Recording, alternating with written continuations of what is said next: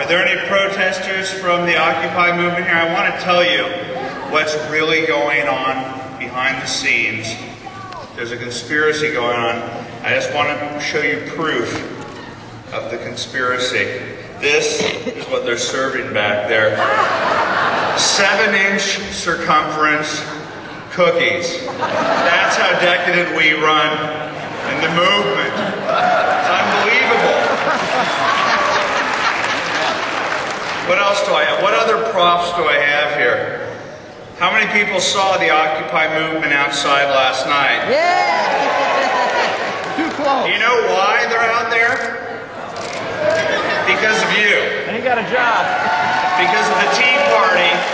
Because we the people finally stood up. And they're upset.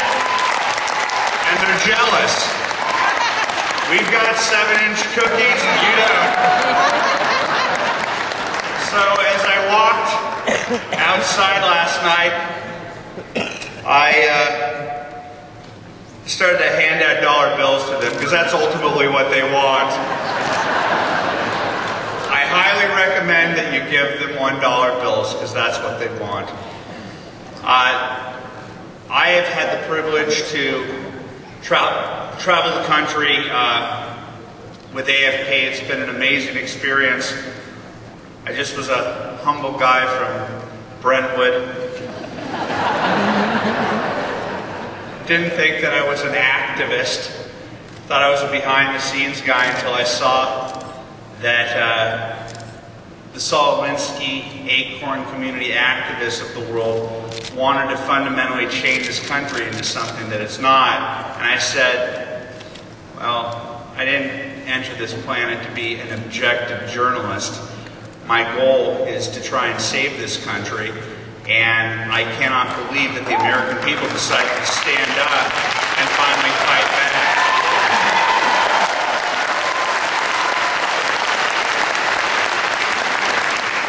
You know, after President Obama suffered and the Democratic Party suffered their defeat in November of last year, and that was 100% because of you and what you've done. Everybody on the cable news network said, is he going to hire a Dick Morris? Is he going to triangulate? And I'm like, I don't think you understand who this man is and who these people are. This is not your mother or grandfather's Democratic Party. This is a radical wing of the far, far left, and they've got silver ponytails to prove it. These are the professors from hell, and they never thought that they would ever have the ability to have one of their own in the White House. Well, they had Nancy Pelosi and Harry Reid, not to mention all the cultural institutions. They thought that this was it.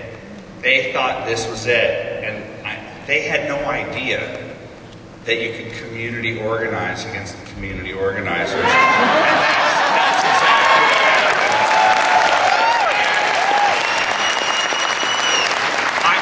What I do know about the left, I live in Brentwood in Los Angeles amongst them. What I do know about the left, at their core, they're incredibly jealous and envious people who, instead of saying, I'm going to create my own pile of $1 bills, I want your pile of $1 bills, they're envious. They want that which they can't have. And when the Tea Party was created, they're like, that's not fair. I want one of those. It's like when they wanted to rush Limbaugh, so they started Air America and they failed. They're like, that's not fair. We need the fairness doctrine. We want one. We want one. Then Ariana wanted to have, I want my Drudge Report. I want a Drudge Report, and she created the Huffington Post. And so look what's happening outside. I want a Tea Party. I want an authentic grassroots movement of people that are going to save the country. And what did they create out of envy? A group of public masturbating, raping, violent freaks. They're freaks. They're freaks. Quote me on it. They're freaks of nature. They've been in our lives. They've been in our lives for 50 manifestation of pubic lice. I'm not kidding you. What I'm telling you is the truth. For 3 years, they've taken a microscope to you and said you're the worst human beings in the world, yet you clean up after yourself. What they have done from city to city, they're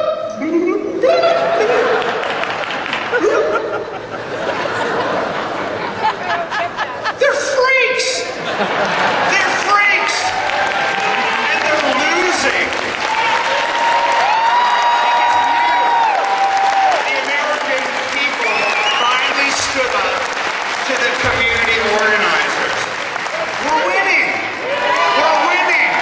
We're winning! Everyone, put your fingers in the air! We're winning! We're winning! I don't want them to go away, do you? In 50 days, at my site Big Government, we decided that we'd go through the police reports and the stories that the mainstream media are suppressing on this, and we have 134 actions that they've done in the last year and a half, and the mainstream media will not report them. I mean, the first one starts with 700 people getting arrested on the Brooklyn Bridge. That's a lot of people. And the mainstream media does not want to tell, they want to say, these people have real grievances. I'm like, well, on the bailout stuff, been there, done that. We've been talking about that for 3 years, and they will not listen to us. But now that these people who are being organized, and this isn't speculation, this is the emails that we found, 3,300 strong, that predate the beginning of the Occupy movement. These are international, not American, international socialist groups, international communist groups. These are pro-jihadi, pro-intifada Palestinian groups who did not want to participate unless the Jews were not on the docket.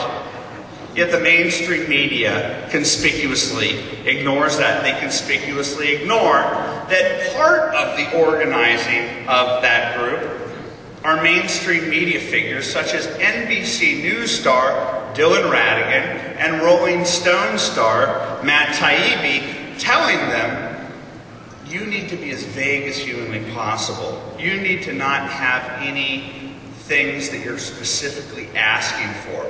Why would that be? Because the radicals want to get as many people to be part of this ambiguous movement, and once 30 days, 50 days, 60 days in, they're invested in this ambiguous movement, and then they'll be radicalized, and then the rioting, the real rioting, not the Occupy Oakland rioting, but the real rioting can begin. And let me tell you who these people are. Yes, they're the international communists, the international socialists, and the international jihadi crowd. I'll get quoted on that, and I've got the proof, guys. I've got the emails.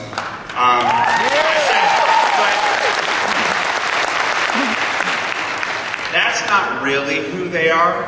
I mean, those are a bunch of goofballs, just like Acorn, who's paying people $100 a night to go to the Occupy, to stay at the Occupy movement. We have a video of a gal who's been there at Ground Zero named Channing, who says the problem, she talks about the 10 sexual assaults and the rape of the deaf young man that happened there, which the mainstream media will not report. She talks about one of the problems is that they're bringing in riffraff from, she didn't know who she was being interviewed by. She says they're getting paid $100 by this group called Acorn. Well, it's not called Acorn anymore. I wonder why they had to change their name. But this is not, at the end of the day, the international communists, the international socialists, including the Nazi Party, by the way, and David Duke, would not be organizing if they had not been blessed by Nancy Pelosi and organized by President Obama. This thing would be over. This thing would be over with the rioting that happened, the attacks on Whole Foods, the riotings, the rapes, the pubic lice. If the President of the United States said, no, this isn't a good thing, we need to stop it, and tell the mayors of Oakland and the mayor of New York, let's put an end to this. This is community organizing, and this is the only skill set that this president has.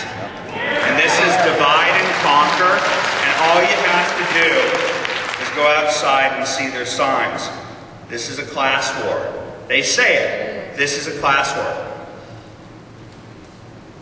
Nothing could be more un-American, I know they don't like when you say that, than dividing us and trying to pit us against each other. And that's what they've done. In 2 years, it went from hope and change to community organizing and pitting us against each other. And thank God that you guys have stood up and withstood the attacks from the mainstream media that portrayed you in the worst possible light while they ignore these people. We are in the midst of an electronic civil war out there. And since 2009, 2010, 2011, you stood up. The elections have favored our side. And the American people in 2012 are going to take back this country.